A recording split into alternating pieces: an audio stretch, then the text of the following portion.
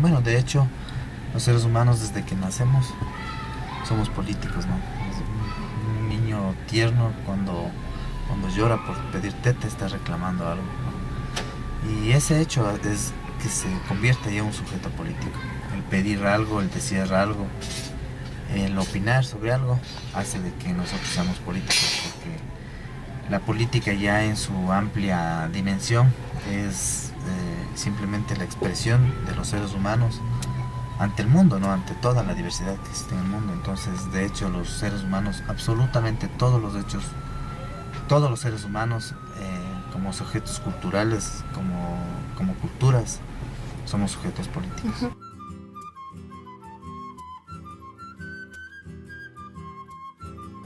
Bueno, prácticamente yo milito desde los 16 años en partido político. A los 20 me enfrenté a la primera campaña electoral, justamente como la joven más votada del Cantón Otavalo, entré a concejala, luego fui vicealcaldesa, después me presenté para la viceprefectura de Imbabura en binomio con el prefecto y hace 7 meses renuncié a la viceprefectura para asumir el cargo de gobernadora.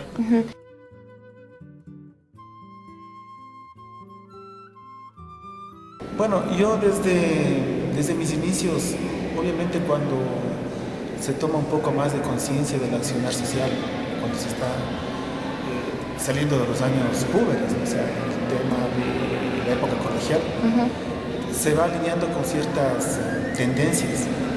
Y hay que también estar claro de que todo ser humano tiene influencias externas o influencias del medio, que también siendo externas no son directamente una tutoría personal, pero en la búsqueda de un comportamiento político, obviamente que a raíz del paso por el colegio, donde uno tiene un espíritu rebelde, se va orientando por ciertas tendencias que muchas veces ya en la época de la madurez van cambiando, pero obviamente que yo desde que estuve en el colegio, le comento, yo creo fui el presidente del Consejo Estudiantil más joven de la historia del Colegio Otavalo, no cumplía los 14 años. Entonces, claro, yo me alineé con la tendencia, lo que hoy se describe como izquierda, y eso ha marcado mi vida, y me mantengo hasta ahora, obviamente con mis reflexiones al respecto, pero alineado en esa tendencia.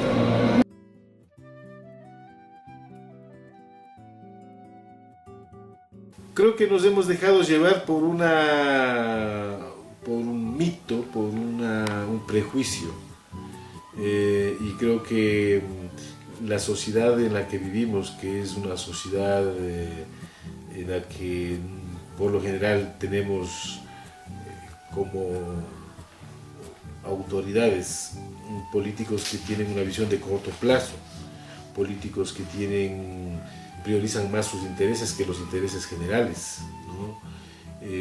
Muy paternalistas, muy clientelares, es gente que incluso se han dedicado a la política y han hecho de la política una forma de vida, ¿no?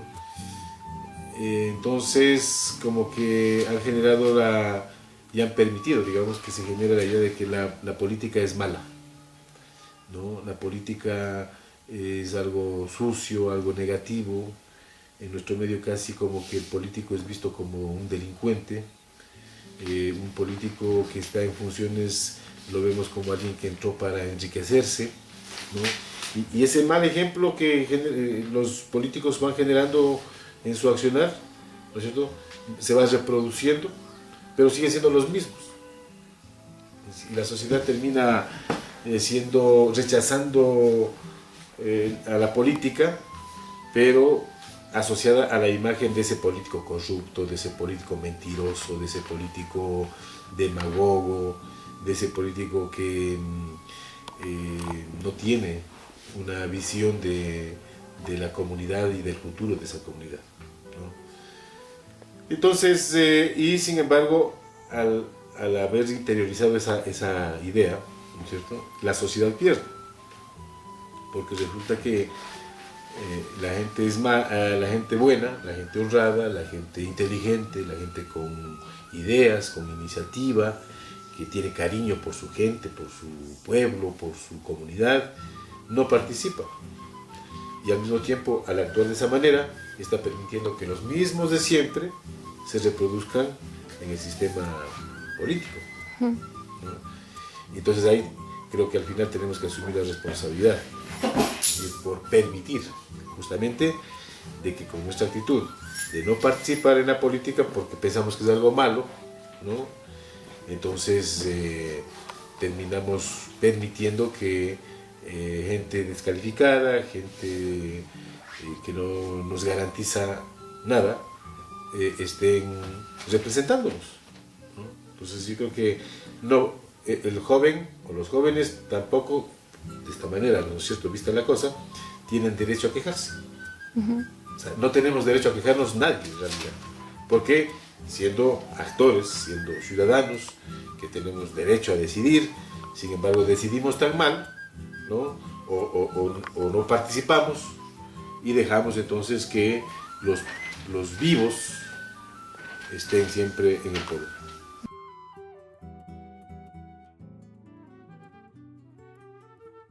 Bueno, el partido es mucho más doctrinario, es decir, el partido es un espacio cerrado, se lo considera la política cerrado, los militantes de un partido mantienen esa estructura cerrada, el movimiento te da muchísima más amplitud.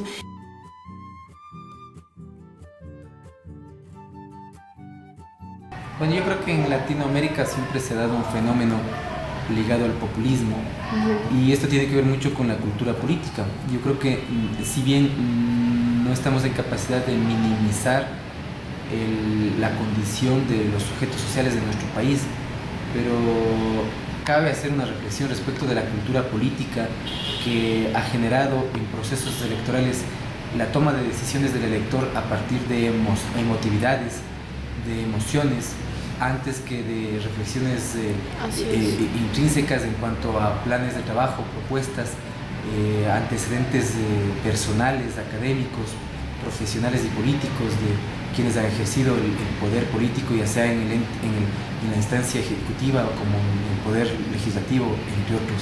Entonces yo creo que esta amalgama populista que no solamente le caracteriza al Ecuador, sino también hay otros países cercanos, como por ejemplo Perú, entre otros, ha generado de que haya una multiplicidad de partidos políticos, insisto, rompiendo la concepción ideológica inicial para limitarse a construir espacios a propósito de prebendas más bien particulares y de intereses de grupo. Esa es parte de la política latinoamericana, diría yo. Falta sin duda una madurez en cuanto a ejercer una cultura ciudadana en el tema político, y yo creo que esa es una de las fundamentales razones por las que se ha generado el nacimiento, el desarrollo e incluso el descenso y el colapso de movimientos y fundamentalmente de partidos políticos. A ratos el tema de la izquierda, el centro, la derecha, hemos visto que se ha entremezclado en una actitud camaleónica, porque hay instancias que se han autodenominado de izquierda, pero han comulgado, han pactado con sectores de derecha, rompiendo todo ese esquema y ese límite que debe existir con la ética política. Entonces, eso ha propagado el que se genere, pues, desde intereses marcados, la inscripción o el registro en la función electoral de otras instancias y sujetos políticos.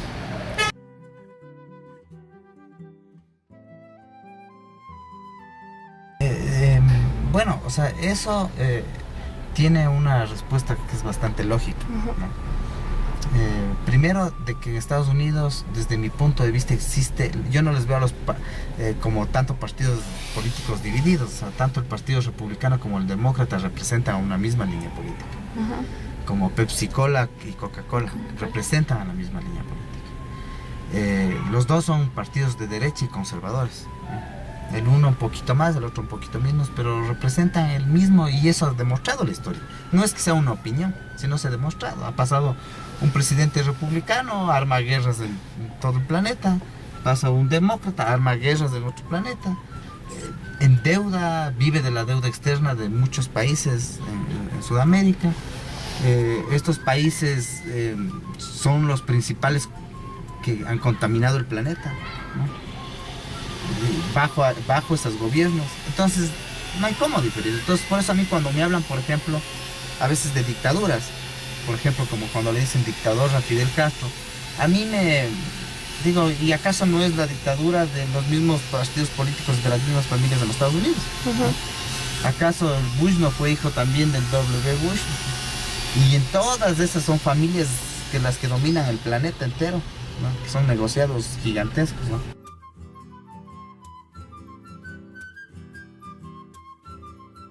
Pero yo creo que hace falta, ¿no? En ese nivel que hagamos un diagnóstico y nos hagamos una autocrítica, porque yo creo que hace falta recuperar la decencia en todo. Nos hace falta recuperar la seriedad, la honestidad en todos los aspectos de la vida, y no se diga también de los profesionales, ¿no? Es decir, cuando uno ve estos temas con los abogados, ¿no es cierto?, que a veces le dan solución a todo, ¿no?, al cliente, porque ¿no?, ver casos en los que hay abogados que sí, le dan la vuelta a las cosas. Entonces tenemos una justicia que